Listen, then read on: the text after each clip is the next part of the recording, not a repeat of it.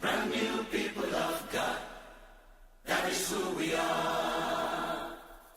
Good day from wherever you're watching me from. I am Uzo Prosper Chukwuma, the head of the media team of Vine University America. I welcome you to this live and exclusive interview with the Chancellor of Vine University America, Reverend Dr. Bola Arowolo. You're welcome, sir. Thank you very much. And right here with me in the studio is Dr. Brown. Dr. Brown, you're welcome, sir. God bless you. All right, sir. Can you please give us a brief introduction of yourself and tell us what brought you to this great country? Because I learned you've been in the U.S. for a long time. Well, thank you very much. I reside in the United States, like you said. I'm a marketer by profession. I'm a missionary. I'm a psalmist. I'm a songwriter. I'm a multi-instrumentalist. I'm a pastor. And I do train people. I'm a teacher of the word and teacher of music. So I came to Nigeria this time around on an apostolic visit concerning what has been going on in this nation. And I feel so strongly that, like Nehemiah in the Bible, there's something we can do to alleviate the sufferings of our people. It's one thing for us to hear about what is going on in Nigeria, which I've been hearing from so many people. And each time we hear what is going on in Nigeria, our hearts break. Yeah. For instance, the insecurity, the killing of people, the raping, the economic hardship, the farmers being killed, the petroleum scarcity, the hike in price of commodity, the inflation. When we hear of all these things, it breaks our heart, we lose our sleep.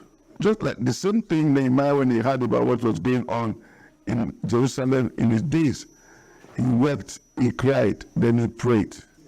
So we have cried, or we have been crying, and also we have been praying. But Nehemiah didn't stop at praying alone. He took action to see how that problem can be resolved. Yes, sir. The problem of insecurity in his country, the problem of hardship of the people there. Yes, so he took it upon himself to go on a one-man mission. Each time I read the story of that man, I'm stirred in my spirit that God can use us. And I believe that there are many Nehemiahs, there are Nigerians that are outside the country that God will bring back in his own time to come and help to bring a positive change toward the development of this country. So that is why I'm here. I must say I'm very, very impressed because, many times when people leave this country and they go out, they don't feel like coming back. But then I'm meeting someone who has a burden for where he's coming from, and he has taken a one-man mission to come down and see what can be done to solving the situation. I must very say, sir, that is very, very patriotic of you. You are such Nigerians that we look forward to seeing. All right, sir, in your introduction, you said something about being a music minister and a psalmist. Can you just remind us maybe one of your songs in the past that people know you with? God can never make a mistake has become like the thing that has stuck on my skin that I cannot actually shove away. My children also have recorded this separately, and so those songs says, God can never make a mistake. He made the world, he made the man, he made the stars, he made the mountains, he made the doctors, he made the professors, and all these things people can make mistakes. Presidents can make mistakes, nurses can make mistakes, parents can make mistakes, pastors can make mistakes, singers can make mistakes. So virtually everybody is prone to making mistakes. Only God cannot make a mistake. So that song is a song that people, when they listen to it, it means a lot in their lives. Somebody wrote me recently when they heard that song again, said, well, it just encouraged me because I've made some silly mistakes in my life. But when I heard that song, I was encouraged that I can actually rise up from my mistake and allow God to correct me so I can move on. That's a great one. I'm actually encouraged. So whenever you hear God can never make a mistake, you remember Reverend Dr. Bola Arowolo, because he is the one God has used to release such a great power to us in this time, and we are elated to be part of this generation. Thank you so much, sir, for being here. Thank you. All right, sir. You mentioned something about your apostolic visits, sir. So can you, in a brief moment, just explain to us where you've been and what has taken place there, and a little bit of your adventure in Nigeria in the past 1 month, sir? we are coming to Nigeria is actually apostolic visits, and I'm amazed at the things that God has done. When I arrived here, we started from Abuja. Wow. I was with one of the bishops here, Archbishop here, Archbishop John Prost of the Moulin Chapel. Yes, sir. We had a wonderful time together. I ministered 3 times in his church, and also was able to introduce the vision of Divine University, America. So that means that one of the major purposes why I came was to actually introduce Divine University America to the believers here in Nigeria, and what benefit each person can derive from attending that institution. Then from there, I went to Zaria Yes, sir. with Dr. John Akpami. Yes, sir. They're having a convention, so I was privileged to be invited to minister there. And I also shared the vision of the school. Then I was with Bishop David Bakari, also in Zaria. Yes, sir. And I also shared the vision of the school. Then I went to Benin. Wow. We have a campus now in Benin. Wow. We're hosted by Apostle Titus Ayo Akingbemi, Wow. who resides there in Benin City. So from there, we went to Lokoja. Wow, that's great. We're hosted by Bishop Samson Hussein, a very, very long time friend. We've known each other since 1976. So him and the crew of other ministers there in Lokoja welcomed us to Lokoja. So we have a campus now in Lokoja. Oh, that's And then from there, I went to Lorry. So in Lorry also were hosted by the Children and Suffering Church. that's good. We have a campus there now, and then we also have a campus at the Holy Ghost Center in Lorry. Oh, So I went to Lagos also to see some brethren there, and then to visit. And also, the visit is not just only for bringing ministerial blessing to the country. yeah. We also brought some things because we realized that Nigeria at this point in time, so many churches, so many spiritual well-being, Yes, sir. and where people are living in abject poverty. Very true, sir. So how do we bring Balance. how do we balance Yes. the spiritual and then the social and the economic situation of Nigeria, so that there's no part that is lacking. Yes, sir. So as a result of that, we have come also to introduce some business, Wow.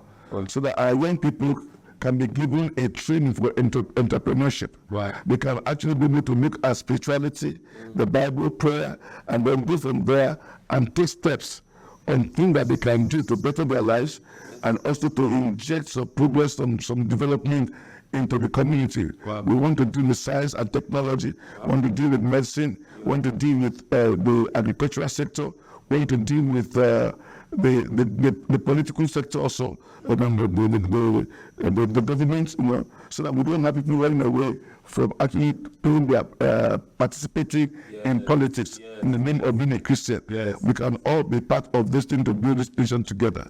So that is another thing we are doing. So we are here to actually motivate. We brought some businesses to the country Great. to introduce some business in the area of transportation and also the area of design. I'm an architect by profession. Wow. So we are trying to really see how we can actually help the building industry Yes. to be able to research and develop new building materials that is going to be very, very durable, affordable, and long-lasting for the kind of climate we have in Nigeria and Africa. So we're working on areas so that can create more jobs for people that didn't have jobs, and then we can, by doing that, improve the economic activities in the country, and also look at how Nigeria can be able to become not just a dumping ground for foreign goods, but also a country that can export Yes. products, either in the area of technology and science, or even agricultural produce, Yes, sir. arts and culture. Music is already doing well in Nigeria, but can do better. We can do that. So we're already exporting music out of the country. Yes, sir. We want to also train more people to be able to inject into the world some good quality music that is lifting. Let us build a music system that will be able to bring sanity to the world and make people able to think well and make the best use of this great gift of music that God has given to humanity. Wow. So if you had Reverend Dr. very well, you would notice that is an all-encompassing vision that focuses on human capital development and focuses also the all-round development of not just individuals, not just a region, not just a religion, but the whole nation. I must say that this is a very, very rare kind of vision, and it is great to have you do this, sir. All right, sir. You spoke about Vine University, sir. I would want to know what brought about the vision of Vine University. Is it in relation with what you came to do in Nigeria, or is it a different vision altogether? And how did it come into being? Well, we have been prospecting a university here since 1979. We have a nice piece of land in Kogi State. Wow. It's called, we named it first Bethel University Ayere in Kogi State. So some other people have applied for that name. So NUC didn't give us that name. Yeah, because some people came before us to apply for that name. But eventually we now chose Vine University. I haven't prayed, so we chose Vine University Ayere. So last year, June 2023, we went and did the groundbreaking of the university in Ayere. Wow. Prayed for the community, and then delivered the community from courses that have been there for years. So we had worshipers. We worked with an army of worshipers. That's good. Because what we actually work with in our ministry is worship. Yes, sir. So we saw the hand of God. So when we got back to the US, I wanted to establish a 501c3 organization, like a charity organization, that will be able to raise funds to support the work here, so that we don't mingle with money coming from the project here with any other thing in the US. So we wanted the government to give us kind of like an approval for a charity organization that will help us to raise funds for that project here. So I invited my lawyer, our lawyer for the ministry. So an elderly man, 75 years old, has practiced law for more than 50 years. So he said, so I told him that this is what we wanted to do. So he said, no, you need I know what you need. I said, what do you think I need? He said, you need a university in the US. I said, no. He said, no, you're a pastor, I'm a pastor. Yeah. I'm telling you what God told me to tell you. Yes, sir. So I was like, no, I don't want to add to my burden. We were still trying to carry one huge assignment here. He said, no, you cannot invest in the US. And I said, so. I didn't even allow me to answer. Wow. He just gave me 2 telephone numbers and asked me, call this person, call this person. Yes. Long story short, within 3 months, we were celebrating our 40th anniversary in ministry. The people that actually approved the university for us, they brought the certificates for that University America. Wow, this must be in the hand of God. And then we can now run program from associate to bachelor's to master's to PhD. Wow. For ministerial courses. Oh, for ministerial courses. Yes, and it's online university. Wow. Yes. That's great. That's great. We actually appreciate universities that are going online now, because a lot of people do not have the zeal to sit down in the physical location studying. So what you are doing is actually ultra-modern, and I must say that it is futuristic. So it's a very, very good approach, sir. All right, sir. In the course of your apostolic visit, sir, did you witness or did you encounter any challenge? What are the challenges you encountered, and how were you able to overcome them? Well, I wouldn't say the personal things I encountered. They are the pain that is going on in Nigeria that I saw that made my heart to bleed. When I see how people are complaining about transport fare to travel to places, the bad roads that people travel on to get from point A to B, those things, when I compare what is going on where I'm coming from in the US and look at all the infrastructure, electricity not working, people are in darkness most of the time. You cannot do their business because these are the things that are actually breaking my heart. Then some people that I met along the way say, suppose somebody went to the market yesterday, bought 3 pieces of tomatoes for 7,000 naira. I cannot imagine that. So I was just thinking, okay, why can't we find a solution to all this? So I'm kind of like burdened with all those things. And because I'm a solution-oriented person, I have time to listen to all these things, but also looking for ways to solving them. Yes, sir. So that's just the thing I encountered. I applied some of this road when I was traveling. Between Lokonja and going to Wari, I decided to travel by road deliberately. Yes, sir. So our vehicle broke down just after Mwano. Wow. And we didn't get to Wari until past 12 in the night. Wow. So that's a risk, particularly in this time when it comes to insecurity in the land. But God actually protected me all through my journeys in this country. But I tried as much as possible to make sure that I go through some of the things that people are going through, Oh, yes. so that I can be able to know how to tackle those problems. Yes, sir. All right, sir. So the final lap of these questions, what are your next plans? What do we expect? What's your next move? Well, what we intend to do right now is to organize some empowering seminars, economic empowerment seminars for young people. Yes, sir.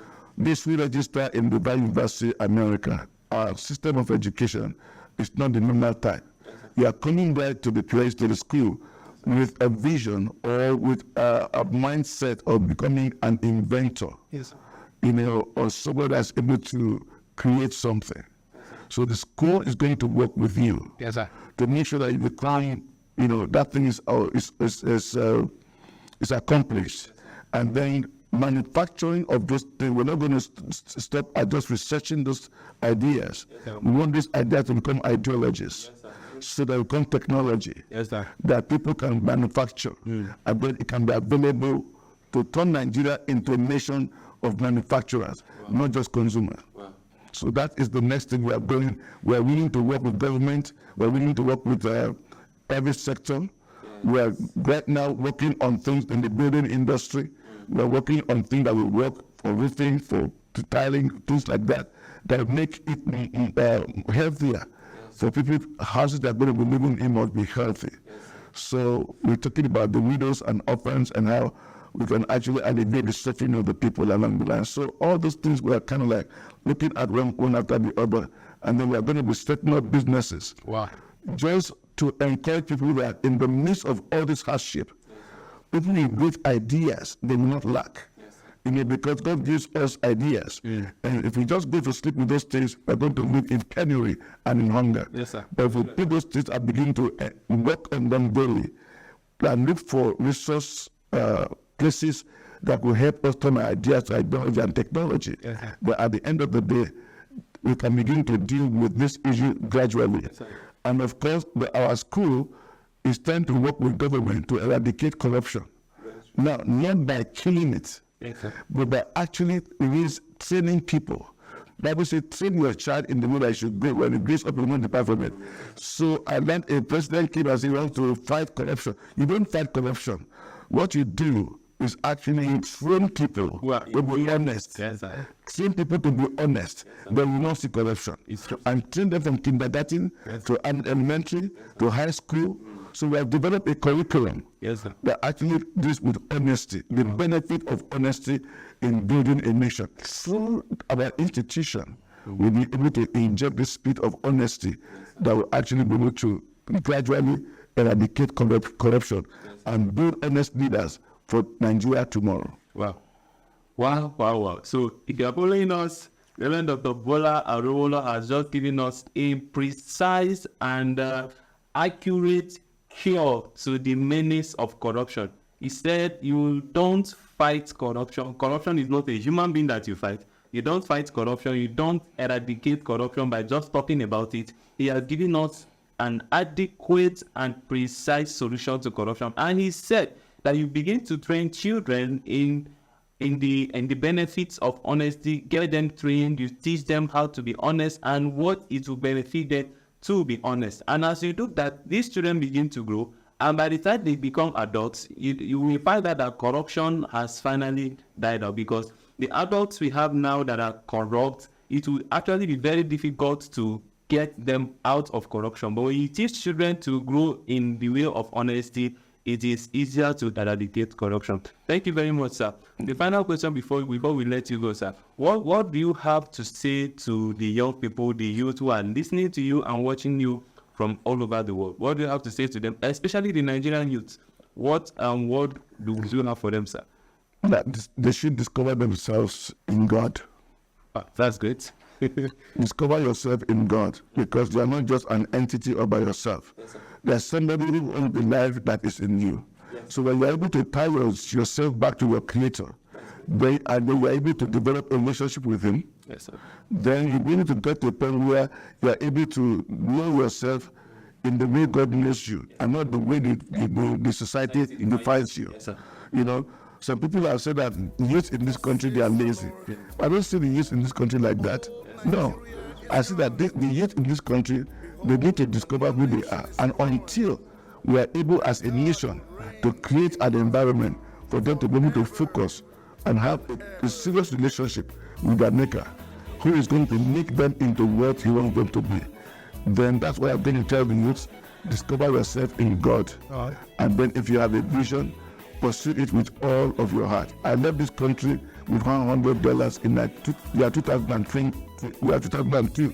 Wow. I left for US with $100. And when I got to the US, I asked myself, well, $100, what do you do? I could have gone to eat hamburger with it. I have children, Wow. I was 40 years old then. Wow. So now, I went to the store and I bought books Great. that will help me to do the ministry Yes, sir. that I went to do in America. I've never been an American before. I've traveled there in 1986, I've traveled there in 1992. Ever than that, I've been there and coming. But to go and stay there, if I'm going to be there to do anything, then I need to study. Yes, sir. So I went and read the books on how to do ministry of music as a Christian in the US. And I sat down and I read it. Then I began to now train myself Yes, sir. on how to be relevant to the community where I find myself. Wow. So eventually, very soon we started doing stadium music programs in stadiums. Wow. We've had about 13 stadium events in the US, bringing communities together for local community worship. Wow. So our ministry became relevant to the need of the community we find ourselves. Wow. So study to show yourself approved, a workman that needed not to be ashamed, that can rightfully divide the word of truth. So you need to study, and the best place to study for study God, Yes, sir. study yourself. Go inside and discover who you are in God. The way you discover the treasure that's inside of you. And as you mine this treasure out, it becomes a commodity that the society wants to purchase. Yes, sir. The gift of God in you is going to be what the people are looking for. And when you harness it properly, they are going to find that people can pay anything to get that from you. You become a living treasure. Yes, sir. Very true. So that's when I will tell you it. There are some people that have found that had a notion and said some people went to do abroad and then they were castigating them. Now, listen, there's so many things that move people out of the country. Yes, sir. So you can't blame people for moving. Some people went because God asked them to go. Some other people went to go and search for a better livelihood. So you don't blame them. The bottom line is that Nehemiah, he had to leave for one reason or another to that place he went. But eventually God now prepared him and brought him back at the time that God has appointed to use him to bring blessing to his country. Eventually he became the governor of Judah. So you can see that a lot of Nehemiahs are there that are learning different things abroad. Technology, medicine, engineering, different kinds of things. That very soon, when things begin to improve in Nigeria and their security, then we begin to bring them back to inject into this economy and then into the life of the people here what they have learned out there that can make Nigeria better. So I don't think anybody should be rushing them, people that are abroad, and looking at them as though they're doing the wrong thing. And I want to encourage those who are abroad, please listen to God. At any time that God speaks to you to come to Nigeria, please come and help. We are already here on ground, trying to do the best we can. We're not single person can solve the problem of Nigeria, but God can let us do little at a time. And everybody for his own people, and God can through your effort and my effort make this nation a nation we can all be proud of. Yes, sir. All right, that was a great talk from Reverend Dr. Bola Arowolo, the founder of Vine University America. We'll be taking a quick break right now, and when we are back, we will have a talk or a quick interview from the Vice Chancellor of Vine University, Dr. Brown. Kindly stay with us.